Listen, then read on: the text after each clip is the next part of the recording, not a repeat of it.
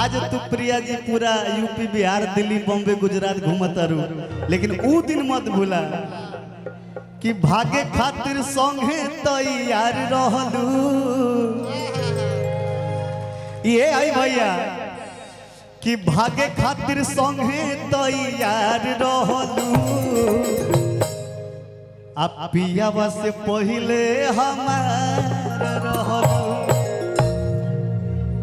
बारे चाचा रौरे न रहली, लेकिन आज समस्तीपुर के लड़का कहता का कहता कि पतरी कमरिया से सर के घघरिया और मार करई भूका। बाप रे बाप,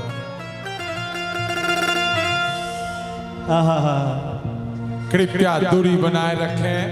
लेकिन प्रिया जी कहत रे कि मन में जे तहरा, मन में जे तहरा और सबर रहिए राजा जी, पतरे कमरिया जिंदगी भर रहिए राजा जी। लेकिन का कहल जा, हमने के यूपी बिहार के लोग ऐसा होला का भैया।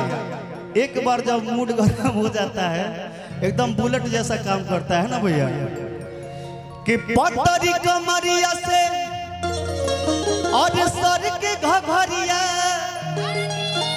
मार करई भूका। रिया जिया जी कहाँ हैं? इधर आइए मेरे पास। ए भैया है तनी तनी कमर देखाई रहुआ, यही कमरिए तो लोग दीवाना बा। नहीं इतना बहुत है कि पतरी कमरिया से सर के घघरिया और मार करई भूका। नमूना जिला में ये कहीं बाडू सुखिया मर्डर करई भूका।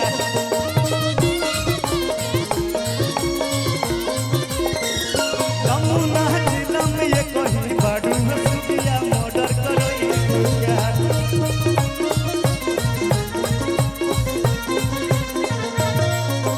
पतरी कमरिया से सर के घघरिया मार करई भूका।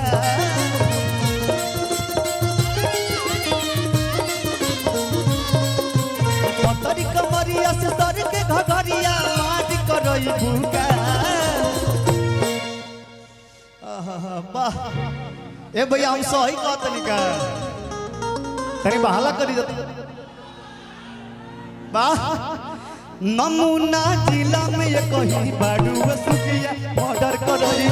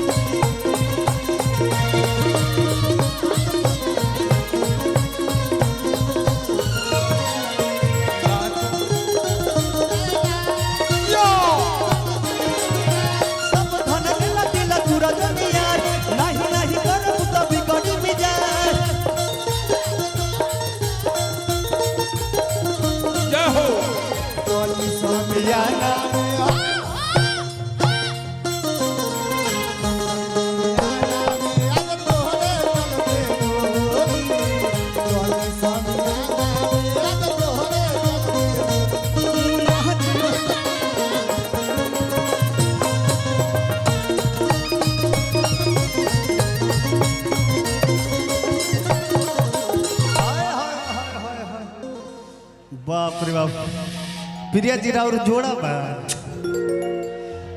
अरे फूलल फूलल गालई जवानी को मसीन हो। अरे लगेला कमरिया युखो पेरा नाम मसीन हो। देखिए ऐसे तो तमाम कलाकार हम लोग डेली मिलते हैं, लेकिन आज इस मंच पे चारों कलाकार ऐसे मिले हैं, प्रिया जी, रिया जी और खुशी कक्कर जी। अक्सर देखा जाता है किसी को स्टार्टअप मिल जाता है तो उड़ने लगता है, लेकिन ये लोग अभी भी जमीन पे हैं। और मैं भगवान से प्रार्थना करूंगा कि आप लोग और आगे जाइए। रोहित जी, और ये फूलल फूलल गालई जवानी को मसीन हो,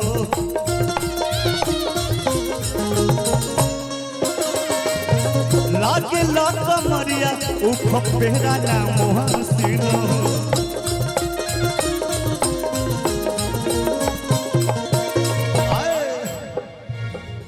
जिया जी की रिया जी, तार नाम का है? रिया। रिया। कितना के पियले वालू पिया? तार नाम का है? जिया। एक एक और हिया रे दिया। आज फूलल फूलल गालई जवानी को मसीन हो, लागे लाग कमरिया जुखो फेरा ना मसीन हो। देखिए भैया कि अखिया दबा के आठे गोह की जुटा के तू बाजार लगइबू का,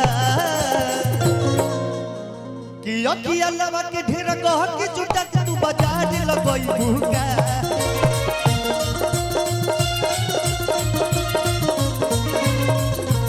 अखिया दबा के ढेर गोह की जुटा के तू बाजार लगइबू का। नमूना दिला में ये कहीं बार ए सुखिया मर्डर करइबू का।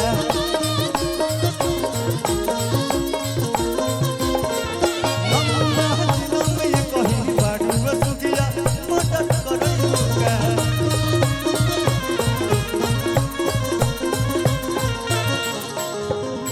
मंच पे विराजमान मेरे बहुत ही अच्छे कलाकार रवि सावरिया भैया, बड़े भैया उपस्थित, इनका भी स्वागत है।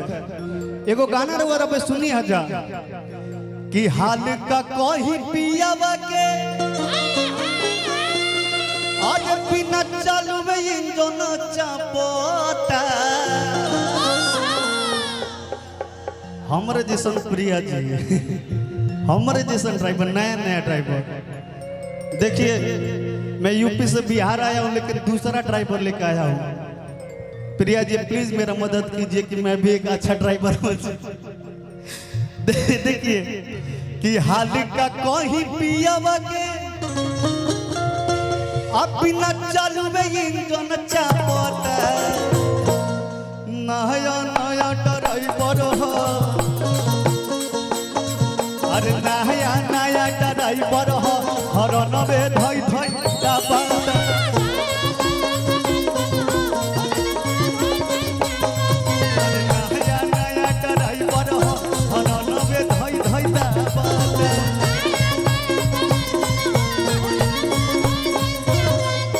हाल का कोई पियावा के बिना चालू इंजन चापता।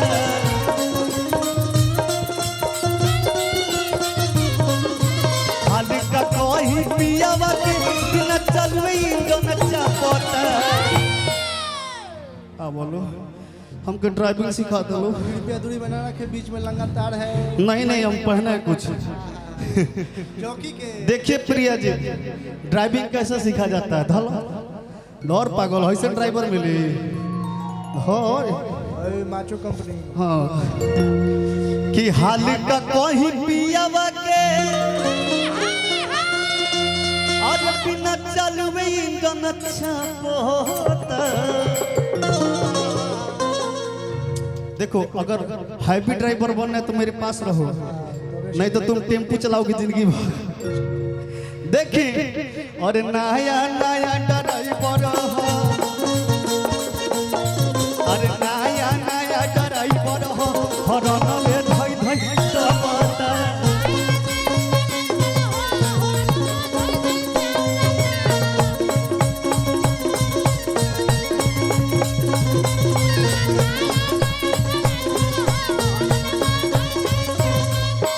आई हो दादा, आई हो दादा, कोई सन पियावा के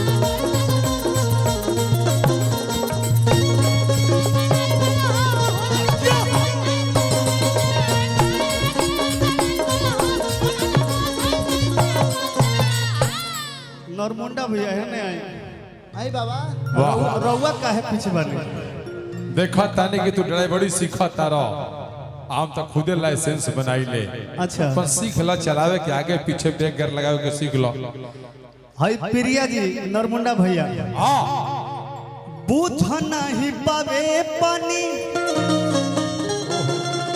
चुवे कहीं कार्बोरेटर से भइल बाटे तंग जवानी रोज रोज के मैटर से आप लोग मजा होता ना भैया बाबा तब तुम रात भर गाते रह जाए बुझ नहीं पावे पानी चुवे कहीं कार्बोरेटर से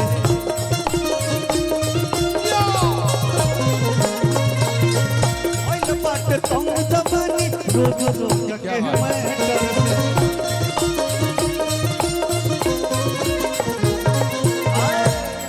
अब देखी कि धरत जब जब पिकअप गड़िया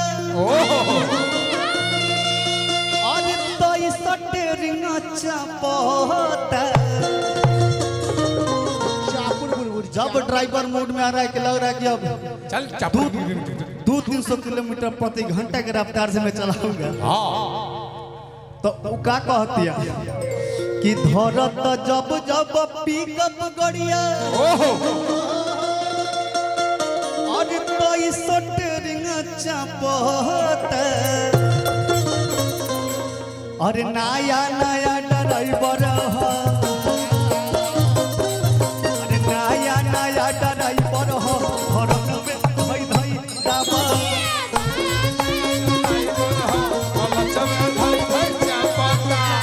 नया नया ड्राइवर हो हरन में धई धई दाबा